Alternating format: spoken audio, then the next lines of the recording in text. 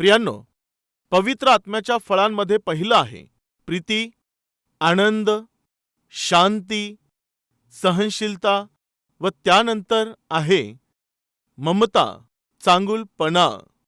प्रियांनो, मागील काही दिवसांपासून धीर आणि सहनशीलतेबद्दल आपण शिकत आलो आहोत. आज आपण ममतेविषयी शिकूया. ममतेला इंग्लिशमध्ये काइंडनेस असं म्हणतात. ममता म्हणजे दयाळूपणा, म्हणजेच काइंडनेस. ममता करणे. आज विशेष करून ममतेविषयी किंवा दयाळूपणाविषयी शिकणार आहोत. एका व्यक्तीने आपल्या कुटुंबाला गमावलं. आपली पत्नी आणि मुलं त्याने गमावले. आपल्या कुटुंबाचं काय झालं त्याला माहीत नव्हतं, कारण तो कोणत्या तरी कामानिमित्ताने बाहेर गेलेला होता. पण जेव्हा तो परत आला तेव्हा त्याचं कुटुंब हरवलेलं होतं. त्याच्या घरात कोणीही नव्हतं. त्याने पुष्कळ शोध घेतला. अनेक लोकांना त्याने विचारलं, पण कोणीही नव्हतं. अचानक त्याचं कुटुंब त्याच्यापासून दूर गेलं तेव्हा तो अतिशय रडू लागला. तो रडत राहिला. माझी पत्नी दिसत नाहीयेत, माझे मुलं कुठे आहेत ते दिसत नाही, ते सर्व माझ्यापासून दूर झाले म्हणून रडला. तो रडला. परंतु याच व्यक्तीने एकदा एका व्यक्तीवरती दया दाखवलेली होती. आपल्या पत्नीला गमावलं, मुलांना गमावलं, आपलं कुटुंब गमावलं, त्याने सर्व काही गमावलं. अशा त्या व्यक्तीने आपल्या जीवनामध्ये काय केलं माहीत आहे? एका निसहाय्य व्यक्तीवरती त्याने दया दाखवली. आणि तोच निसहाय्य व्यक्ती या व्यक्तीला, ज्याने आपले पत्नी मुलं गमावले होते, त्यांचा मार्ग सांगितला. आज माझ्या संदेशाचा शीर्षक असा आहे की अशी दया जिने मार्ग दाखवला व इच्छित स्थळी नेलं. हे आहे आज माझ्या संदेशाचं टायटल. कोणतं आहे? मार्ग दाखवून इच्छित स्थळी घेऊन जाणारी दया. चला आज आपण पाहूया. अनुवादाचे पुस्तक अध्याय 22 सुरुवातीचे काही वचने यावेळेला वाचू. पहा काय म्हटलं. आपल्या एखाद्या बांधवाचा बैल किंवा मेंढरू भटकत असलेले पाहून न पाहिल्यासारखे करू नकोस. ते अवश्य आपल्या बांधवाकडे पोहोचते कर. तुझा बांधव जवळपास राहत नसला किंवा तू त्याला ओळखत नसलास तर ते जनावर आपल्या घरी आण आणि तुझा बांधव त्याचा शोध करीत येईपर्यंत ते तुझ्या जवळ राहू दे आणि मग ते त्याच्या हवाली कर. तसेच आपल्या बांधवाच्या गाढवाच्या बाबतीत कर आणि तसेच त्याच्या वस्त्रांच्या बाबतीत कर. आणि आपल्या बांधवाची कोणतीही वस्तू हरवली आणि ती तुला सापडली तर तिच्या बाबतीतही तसेच कर. ती पाहून न पाहिल्यासारखे करू नकोस. आपल्या बांधवाचे गाढव अथवा बैल वाटेत पडलेला पाहून न पाहिल्यासारखे करू नकोस. त्याला उठवून उभे करण्यासाठी अवश्य मदत कर. काय म्हटलं? जर तुझ्या भावाची किंवा तुझ्या शेजाऱ्याची एखादी वस्तू किंवा एखादी त्याची गाय किंवा मेंढरू तुला हरवलेले दिसले तर, मग कदाचित ते गाढव असेल, मेंढरू असेल किंवा मग गाय असेल. जर तुम्हाला हरवलेले ते सापडले तर मला काय करायचं आहे असा विचार करत तुम्ही तेथून निघून जाऊ नये. निश्चित मग ते गाढव असेल किंवा कोणाचं मेंढरू असेल किंवा मग गाय असेल, निश्चितपणे त्यांना घेऊन तुम्ही मालकाकडे घेऊन जाणं ही तुमची जबाबदारी निश्चित आहे. जर तुमच्या शेजाऱ्याची गाय असेल, बैल असेल, गाढव असेल किंवा मेंढरू असेल, जर रस्त्याच्या कडेला पडलेलं आहे तर निश्चितपणे त्याला उचलण्यासाठी तुम्ही मदत करायचीच आहे. त्यांना उचलण्यासाठी तुम्ही मदत केली पाहिजे. म्हणजे तुम्ही त्यांच्यावर दया दाखवायची आहे. बायबल सांगतं नीतिमान व्यक्ती आपल्या प्राण्यांवर प्रेम करतो असं योबाच्या पुस्तकामध्ये आपल्याला वाचण्यास मिळतं. तुमच्या शेजाऱ्याची कोणतीही वस्तू तुम्हाला जर रस्त्यात सापडली तर, तुम्ही रस्त्याने चालत असताना एखाद्याची पर्स जर तुम्हाला रस्त्यावर पडलेली दिसेल तर, तेव्हा काय करायचं आहे? इकडे असं पाहायचं. काय करायचं तेव्हा? इकडे पाहून घ्यायचं, तिकडे पाहायचं. मग हळूच आपला रुमाल त्यावरती टाकायचा आणि जसं रुमालच उचलत आहे अशी ती पर्स उचलून घ्यायची. हो का प्रियांनो? हेच करायचं ना? एक दिवस एक मनुष्य तुरुंगात गेला. तुला तुरुंगात का यावं लागलं विचारलं तर, अहो काय करायचं हो, माझी वेळच चांगली नव्हती. वेळ चांगली नाही म्हणजे काय? मी एका शेतातून चाललेलो असताना मला एक दोरी दिसली. ती दोरी मी काय आहे असं म्हणून ती दोरी उचलून मी घेतली. बस एवढ्यावरूनच चोर चोर चोर आहे असं म्हणत माझ्यावर अन्याय केला आणि मला इथे तुरुंगामध्ये आणून टाकलं. तो असं बोलल्यावर आजूबाजूच्या लोकांना फार दया वाटली. अरे, शेतामध्ये तुम्हाला एक दोरी सापडली आणि ती दोरी तुम्ही घेऊ लागले तर तुम्हाला चोर चोर आहे असं बोलून तुरुंगात टाकलं का? अहो, मी सांगतो ना, माझा टाइमच चांगला नाही. जर वेळ खराब चाललेली असेल तर केळांनी सुद्धा दातं तुटू शकतात. तुम्हाला माहित आहे का हे? हेच आहे. माझा वेळच खराब आहे असं बोलल्यावर सर्व कैदी त्याच्यावर दया दाखवू लागले. या सर्वांमध्ये एक चोर जरा हुशार होता. त्याने विचारलं, केवळ दोरी घेऊन गेले म्हणून तुला चोर समजून या जेलमध्ये आणलं का? हो ना, खरंच भाऊ. पहिले हे सांग, त्या दोरीला काय बांधलेलं होतं? असं म्हटल्यावर दोरीला काय बांधलेलं असणार? बैल बांधलेला होता. त्या दोरीला काय बांधलेलं होतं? हा, या चोराने दोरी चोरी नाही केली. मग काय चोरी केलं? खरं काय आहे हे तो सांगत नाहीये. याने खरी ज्या गोष्टींची चोरी केली आहे त्या दोरीची नाही प्रियांनो, तर त्या दोरीला बांधलेल्या बैलाची चोरी केली होती. पण हा काय उचलून घेऊन गेला? दोरीला उचलून गेला की बैलाला घेऊन गेला? पण त्याने जे सांगितलं ते खरं होतं की नाही? काही जे पती असतात ना, ते अति हुशार असतात. आपल्या पत्नीशी अजिबात खोटं बोलत नाहीत. अगं नाही ग, मी फक्त मित्रांसोबतच होतो. हा, पण खरं काय केलं ते सांगणार नाही. प्रिय भावांनो आणि बहिणींनो, बायबल सांगतं, तुझ्या भावाचा बैल असेल, गाढव असेल किंवा मग मेंढरू असेल, ते जर तुम्हाला हरवलेले दिसले, मार्गात भरकटलेले रस्त्यावर आढळून आले, तर तुमची ती जबाबदारी आहे. ते तुम्ही परत त्याच्या मालकांकडे नेऊन द्यायचं आहे. प्रिय भाऊ आणि बहिणींनो, केवळ प्राण्यांवरती एवढी दया करण्यास सांगितली आहे, तर माणसांवरती तुम्ही किती अधिक दया दाखवली पाहिजे. आपल्या शेजारच्याची कोणतीही वस्तू तुम्ही घेऊ नये. चला आपण त्याविषयी देखील वाचूया. आपल्या बांधवाचे गाढव अथवा बैल वाटेत पडलेला पाहून न पाहिल्यासारखे करू नकोस. त्याला उठवून उभे करण्यासाठी अवश्य मदत कर. काय म्हटलं? अवश्य मदत कर.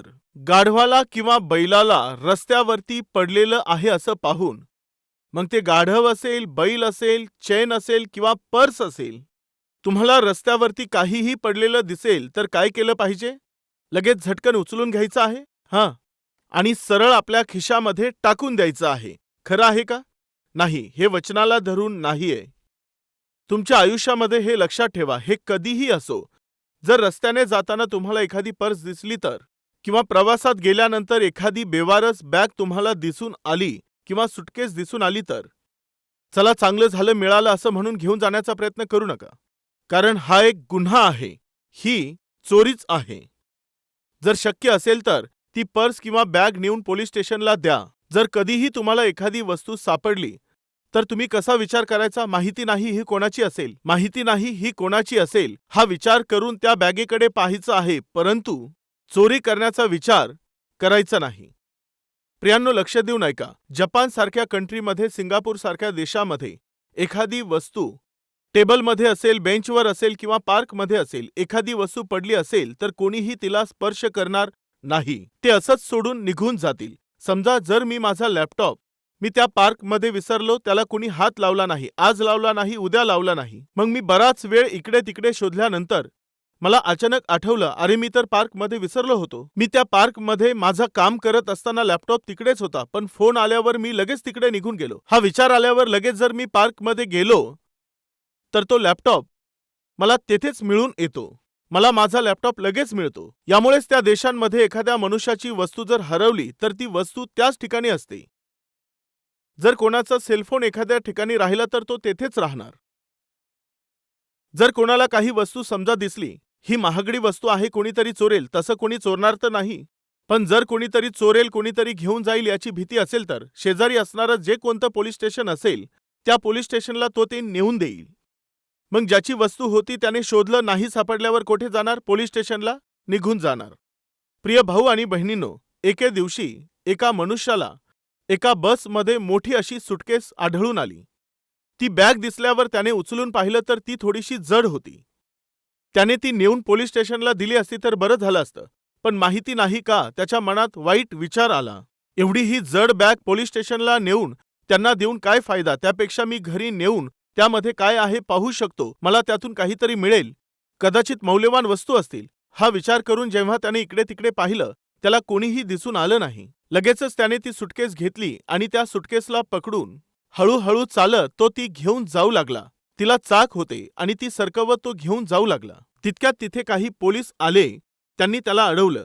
काय रे, ही सुटकेस कोणाची आहे असं विचारलं. ह्याने लगेच खोटं सांगितलं. हो, माझीच आहे साहेब. खरं सांग, तुझीच आहे का? हो सर, आताच मी बसमधून आलो आहे, माझीच आहे. काय ही तूच विकत घेतली का? हो, मीच विकत घेतली. या सुटकेसमध्ये जे काही सामान आहे तुझं आहे का? हो, माझंच आहे सर. हे सर्व माझंच आहे.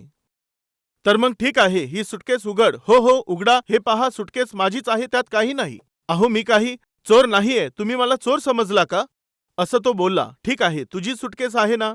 यात जे आहे ते सर्व तुझं आहे ना? हो, सर्व काही माझंच आहे. बरं ठीक आहे, उघड तुझी सुटकेस म्हटल्यावर त्याने सुटकेस उघडली तर त्यात डेड बॉडी होती. कोणीतरी मर्डर करून डेड बॉडीचे तुकडे करून त्यामध्ये ठेवले होते. त्यांनी त्याच्याकडे पाहून त्याला विचारलं, काय भाऊ, तुझी आहे ना सुटकेस? मी सर सर माझी. जर ही सुटकेस तुझी आहे तर मग खून करणाराही? चल चल भाऊ, चल आता. आता मग त्याला, हा, आज मी कोणाचं तोंड पाहिलं होतं माहिती नाही. माझी वेळच खराब आहे. आता माझ्या आयुष्याचं काय होणार आहे? लोभ ही वाईट गोष्ट आहे, हे नेहमी लक्षात ठेवा. त्यात धोका आहे, त्यामुळे लोभ धरू नका. जर रस्त्याच्या कडेला कोणाचा बैल असेल, गाढव असेल किंवा मग कोणाचं मेंढरू असेल, जर तुला पडलेलं दिसलं तर तू मदत कर. त्यांवरती दया दाखव. त्यांना उचलण्याचा प्रयत्न कर. ते ज्या कोणाचं आहे त्या व्यक्तीला जाऊन सांग, हे बायबल सांगत आहे. आता नेमका मुद्दा काय आहे तो मी तुम्हाला सांगतो. खऱ्या विषयाकडे आपण वळूया. शमूएलाचे पहिले पुस्तक. थोड्या वेळापूर्वी एका व्यक्तीबद्दल मी तुम्हाला सांगितलं ना, कोण होता? कुठल्या तरी दूर प्रांतात जाऊन जेव्हा तो माघारी आला तेव्हा त्याची पत्नी आणि त्याचे मुलं त्याला दिसले नाहीत. पत्नी आणि मुलं कुठे आहेत माहीत नाही. घरांची लूट झालेली होती. तेव्हा त्याच्या लक्षात आलं, कोणीतरी येऊन माझी पत्नी आणि मुलांना घेऊन गेले आहेत. हे समजल्यावर तो मनुष्य अतिशय व्याकुळ झाला. तो अतिशय रडू लागला. आता चला ते आपण वाचूया. शमूएलाचे पहिले पुस्तक अध्याय 30 वचन 1 पासून. दावीद आपल्या माणसांबरोबर सिकलाग येथे तिसऱ्या दिवशी पोहोचला. तेव्हा त्याच्या दृष्टीस पडले की अमालेक्यांनी दक्षिण देश व सिकलाग ह्यावर स्वारी केली असून सिकलागावर मारा करून ते अग्नीने जाळून टाकले आहे.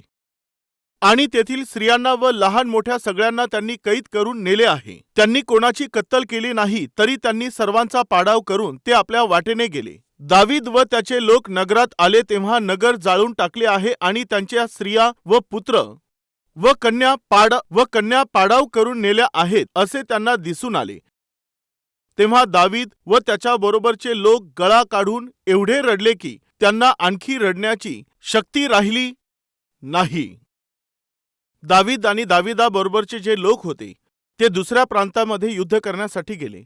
तेव्हा ते पत्नी आणि मुलांना घरीच सोडून गेले होते. परंतु जेव्हा ते माघारी आले तेव्हा हे जे दुष्ट अमालेकी लोक होते, तुम्हाला आठवतं हे अमालेकी कोण आहेत? हे लोक लपून घात करणारे होते. हे लोक इस्रायल लोकांवरती हल्ले करून त्यांच्यामध्ये ज्या कमजोर स्त्रिया असायच्या व त्यांचे जे मुलं होते त्यांची लूट करणारे आणि त्यांना घायल करणारे होते. यामुळेच तर देवाने शौलाला सांगितलं की तू अमालेक्यांचा संहार कर. जर ते जिवंत राहिले तर तुला शांती मिळणार नाही. तू जे कमावलं आहे आणि जे तुझे लोक आहेत त्यांची लूट हे लोक करतील. हे रस्त्यात घात लावून लूट करणारे लुटारू आहेत. ते जिवंत असेपर्यंत तुम्हाला शांती राहणार नाही. त्यांचा नाश कर असं शौलाला सांगितलं तरी त्याने त्यांना मारलंच नाही. आता परिणाम असा घडला की दावीद व त्याच्या लोकांना आपलं कुटुंब गमवावं लागलं. त्यांच्या पत्नी आणि त्यांचे मुलं जेव्हा ते सर्व माघारी आले तेव्हा त्यांची लूट झाली होती. त्यांनी आपल्या पत्नींना गमावलं, आपल्या मुलांना गमावलं. ते कोठे गेले, कोण येऊन त्यांना लुटून गेलं हे कोणालाही माहिती नव्हतं. प्रियांनो ऐका, काय आज आपल्यात कोणी आहेत का? माझ्या पतीला माझ्यापासून दूर केलं आहे, माझ्या पत्नीला माझ्यापासून दूर केलेलं आहे, माझ्या मुलांना माझ्यापासून दूर केलं आहे, माझी नोकरी माझ्याकडून काढून घेतली आहे, मला जी संपत्ती मिळाली पाहिजे ती मला मिळू दिलेली नाही, मला जे प्रमोशन मिळालं पाहिजे ते मला मिळू दिलेलं नाही. अशा प्रकारे व्याकुळ होऊन रडत असणारे कोणी आहेत का? तुमच्यापासून दूर गेलेले लोकांनी तुमच्याकडे पुन्हा यावं यासाठी, दूर झालेले तुमचे पती, तुमची पत्नी किंवा मग तुमचे मुलं त्यांनी परत यावं यासाठी तुम्ही काय केलं पाहिजे? तुमचं जे काही तुमच्यापासून काढून घेण्यात आलेलं आहे ते तुम्हाला परत मिळण्यासाठी काय केलं पाहिजे?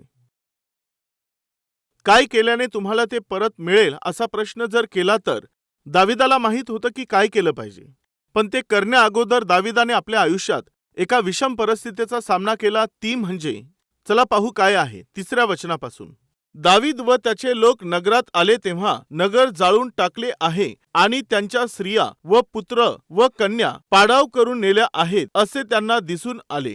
तेव्हा दावीद व त्याच्या बरोबरचे लोक गळा काढून एवढे रडले की त्यांना आणखी रडण्याची शक्ती राहिली नाही. दाविदाच्या दोन्ही स्त्रिया इज्रेलीन अहिनवाम व नाबालाची स्त्री कर्मेलीन अबिगैल ह्यांना पाडाव करून नेले होते. तेव्हा दावीद मोठ्या पेचात पडला, कारण लोक आपले पुत्र व कन्या ह्यांच्यासाठी शोकाकुल होऊन दाविदाला दगडमार करावा असे म्हणू लागले. जेव्हा ते दाविदाला मारण्याचं बोलू लागले, दाविदाने आपली पत्नी आणि मुलांना गमावलं होतं, इतरांनीही आपली पत्नी आणि मुलं गमावलेले होते. अशा वेळेमध्ये ते सर्व लोक आपली पत्नी आणि मुलं यांना गमावण्याच्या दुःखामध्ये ते कोणावरती हल्ला करू पाहत होते माहीत आहे? जो या सर्वांचा पुढारी म्हणून होता त्या दाविदावरतीच. कृपा करून लक्ष द्या, जे पुढारी पण करतात त्यांच्यासाठी ते सोपं नसतं. कोणतीही समस्या आली तर ती जबाबदारी पुढाऱ्याचीच असते. तुम्हाला ठाऊक आहे का, क्रिकेटमध्ये टीम जिंकली किंवा टीम हारली तरी जर टीम जिंकली तर मीडियाच्या समोर कॅप्टनला जावं लागत असतं, आणि जर हारली तर कॅप्टननेच पुढे जाऊन मीडिया समोर जाऊन त्याचं कारण काय आहे ते द्यावं लागत असतं. जिंकले तर आनंदाने उत्तरं देतील, परंतु जर टीम हारली तर तेव्हा त्याची जी जबाबदारी असते ती कॅप्टननेच घ्यावी लागते. कॅप्टनला स्पष्टीकरण द्यावं लागत असतं. आता लक्ष देऊन ऐका पतींनो, थोडं लक्ष देऊन ऐका. तुमच्या कुटुंबामध्ये आलेल्या आर्थिक अडचणी असतील किंवा मग बेरोजगारी असेल, नातलगांमधील समस्या असू शकते, मुलांच्या संबंधीच्या समस्या असतील किंवा पत्नीविषयी समस्या असेल. समस्या कोणतीही असेल तरी देखील सर्वात अगोदर कोणाला घेरल्या जातं? तुम्ही जे कुटुंबाचे प्रमुख आहात तुम्हालाच घेरण्यात येतं. घरात कोणतीही समस्या आली तर सर्वात प्रथम ती तुम्हालाच घेरणार. सर्वांच्याच नाही पण पुष्कळांच्या बाबतीत जेव्हा समस्या येते, जर आर्थिक अडचण आली तेव्हा पत्नी काय बोलते? माझं तुमच्यासारख्याशी लग्न झालं यामुळेच मला आज एवढे दुःखे भोगावे लागत आहेत. ती सहजपणे बोलून टाकते. मुलं म्हणतात आम्हाला शिकवता येत नव्हतं तर आम्हाला जन्म का दिला? असं जरी डायरेक्ट बोलता आलं नाही तरी इनडायरेक्टली कधी कधी मुलं देखील बोलत असतात. तसंच काही समस्येच्या बाबतीत पत्नी म्हणून तुम्हाला घेरल्या जाईल. हे सर्व तुझ्यामुळे झालं असं म्हणून पती तुम्हाला दोष देणार. तुझ्या मूर्खपणाने झालं आहे, तुलाच घर सांभाळता आलेलं नाही असं जर मुलं शिकू शकले नाही, पास झाले नाही तर पती तुम्हालाच दोष लावणार, तो तुम्हालाच नावं ठेवणार. कृपा करून लक्ष द्या. कुटुंब घडवण्याची जबाबदारी घेणारी पत्नी असेल किंवा कुटुंबाच्या पोषणाची जबाबदारी घेणारा पती असेल, सहजपणे तुम्हाला प्रश्न करण्यात येईल, तुम्हाला दोष देण्यात येतील. हे सत्यच आहे. दावीद एक पुढारी होता, त्याची काही चूक नव्हती तरी देखील ते कोणावर दोष लावत होते? दाविदालाच दोष लावत होते. दाविदावर हल्ले करण्याचं काही कारण होतं का? काहीच नव्हतं. तुम्ही पती असून समजा जर पत्नी तुमच्यावर दोष लावत आहे तर काय त्याचं काही कारण आहे का? तुम्ही स्वतःच अडचणीमधून जात आहात.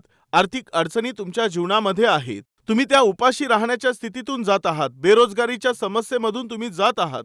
पण तुमची पत्नी तुम्हाला समजून घेण्याऐवजी काय करते? ती भांडण करत आहे. अशाने निश्चितच तुम्ही दुःखी होणार. निश्चितच तुम्ही निराश आणि हताश होऊन जाणार. मग अशा वेळेमध्ये काय केलं पाहिजे? कृपया लक्ष द्या. दाविदाने काय केलं? लगेचच दावीद जो आहे तो परमेश्वराकडे गेला. देवाकडे जाऊन त्याने अश्रू गाळून देवाकडे प्रार्थना केली. हे परमेश्वरा, आमची पत्नी आणि आमचे मुलं ते कोठे गेलेले आहेत हे आम्हाला माहिती नाही. त्यांना कोणी लुटून नेलं माहिती नाही, कोणी असं केलं माहित नाही, कोण येऊन गेलं आम्हाला माहित नाही. कृपया देवा तू आम्हाला मार्ग दाखव. पहा दाविदाने काय केलं. 6व्या वचनाची शेवटची लाईन. पण दावीद आपला देव परमेश्वर याजवर भिस्त ठेवून खंबीर राहिला. सर्वांनी दगड उचलून या दाविदाला मारा असा प्रयत्न करू लागले. दावीद घाबरला नाही. प्रिय भाऊ आणि बहिणींनो, जेथे तुम्ही काम करता, जेथे तुम्ही नोकरी करता, अनेकदा कोणतंही कारण नसताना विनाकारण तुमच्यावरती तुमचा काही भाग नसतो तरी देखील लोक तुमच्यावरती दोषारोप करण्याचा प्रयत्न करतात. तुम्हाला टार्गेट करून तुम्हाला अडकवण्याचा प्रयत्न ते करत असतात. त्यांचा दोष तुमच्या माथ्यावर असणारे लोक तिकडे असतात. अशी वेळ येते तेव्हा तुम्हाला काय करावं काही समजत नसतं. तुम्ही निराश होऊन जात असता. तुम्ही हताश होऊन जात असता. आता या नोकरीचं काय करायचं असं म्हणून ती नोकरी सोडून देऊन तेथून पळून जाण्याचा प्रयत्न करता. पण अशा किती नोकऱ्या सोडून तुम्ही पळणार आहात? असे वाईट लोक तुम्हाला प्रत्येक ठिकाणी मिळणार आहेत. एक मनुष्य जेव्हा उन्नती करतो तेव्हा त्याला खाली खेचणारे आपल्या अवतीभोवती अनेकदा असतील. तुम्ही जेव्हा प्रगती पथावर असता तेव्हा ते पाहू न शकणारे हे नेहमी असतील. तुम्ही यश मिळवलं तर तुम्हाला खाली खेचणारे खाली पाडणारे हे नेहमी असतील. यामुळे तुम्ही काय करायचं आहे की जेथे तुम्हाला दुःख दिला जात आहे, जेथे तुमची निंदा होत आहे, त्याच जागेमध्ये परमेश्वरावरती भाव ठेवून खंबीर राहून त्या समस्यांचा सामना करायचा आहे. दावीद पळून गेला नाही तर त्याने धैर्याने त्यांचा सामना करण्याचा प्रयत्न केला. 1 मिनिट थांबा. आपली सर्वांची समस्या दूर होण्यासाठी केवळ एकच मार्ग आहे.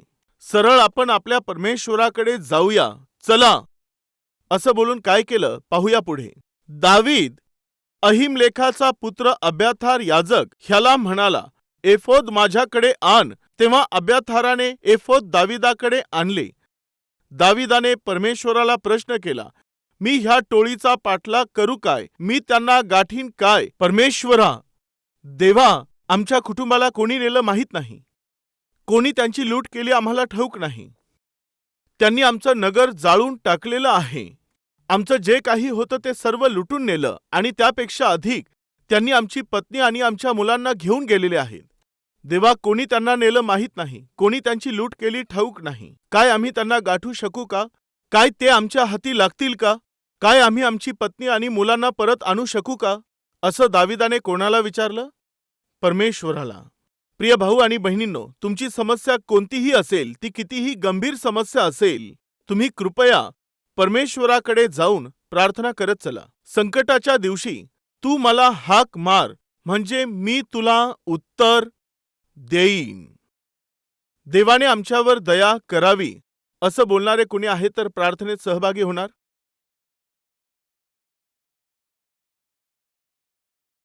पवित्र परमेश्वर देवा, हे परमेश्वरा,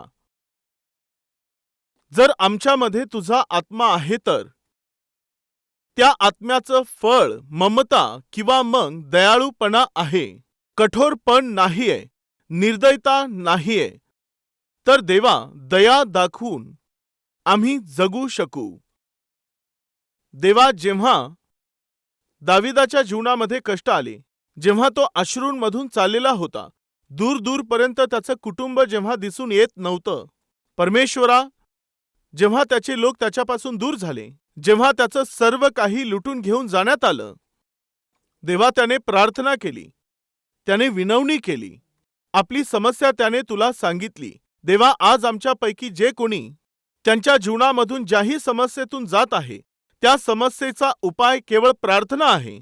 तुझ्या सानिध्यात प्रार्थना केली तर त्यांनी ज्यांना गमावलं आहे, ते पती असतील, पत्नी असतील किंवा मग मुलं असतील, देवा, त्यांना न गमावता त्यांना पुन्हा आणून त्यांना तू परत मिळवून देऊ शकतो. एवढा महान तू देव आहेस. प्रार्थनेद्वारे तू अद्भुत कार्य करणारा देव आहेस. व परमेश्वरा, तसंच आमच्या या आत्मिक प्रवासामध्ये आमच्या आसपासमध्ये ज्यांच्यावर दया करण्याची वेळ आहे त्यांच्यावरती दया दाखवावी, यासाठी तू आमचं सहाय्य कर. तुझ्या इच्छेप्रमाणे जीवन जगण्यास सहाय्य कर. येशूच्या नावाने प्रार्थना मागतो बापा, आमेन. शालोम. कल्वरी टेम्पलमध्ये स्वागत आहे.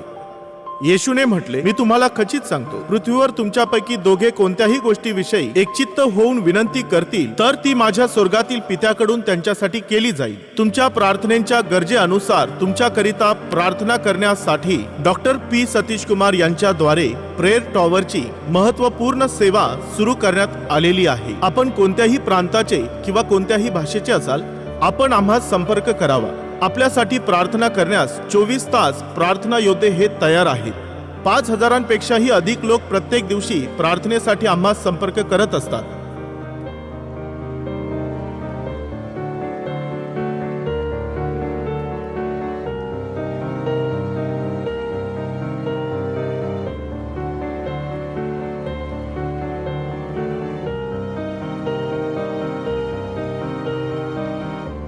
देवाचे सेवक आणि प्रार्थना योद्धे यांच्याद्वारे प्रार्थना केली जात आहे. मंडळीमध्ये उपवास करून प्रार्थना करण्यात येत आहे आणि देव अद्भुत असे कार्य घडवत आहे. खाली देण्यात आलेल्या क्रमांकावर आपण संपर्क करावा व आपल्या समस्यांकरिता आमच्या सोबत मिळून आपण प्रार्थना करा व देवाचे आशीर्वाद मिळवा.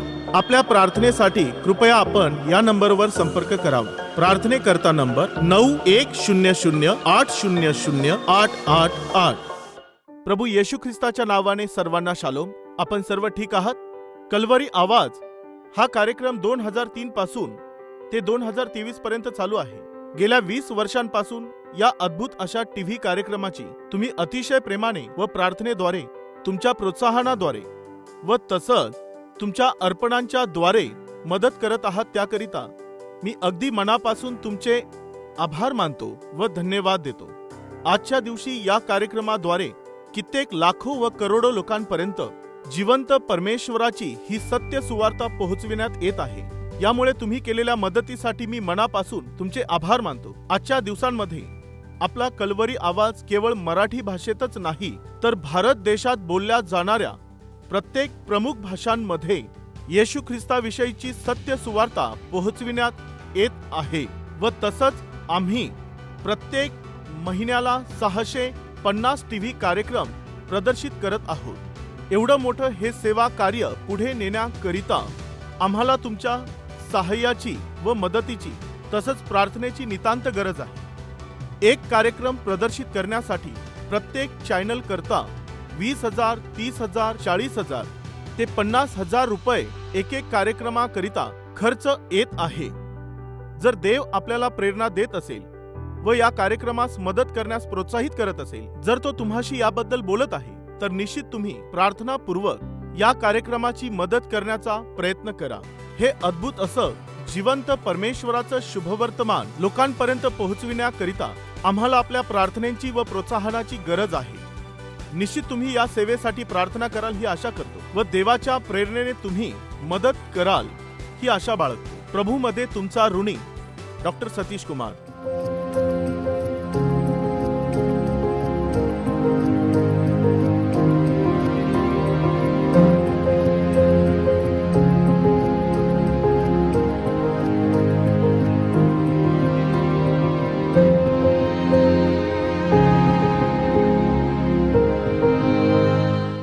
आमचा पत्ता Calvary, post box number 30, Kukatpally, Hyderabad 72.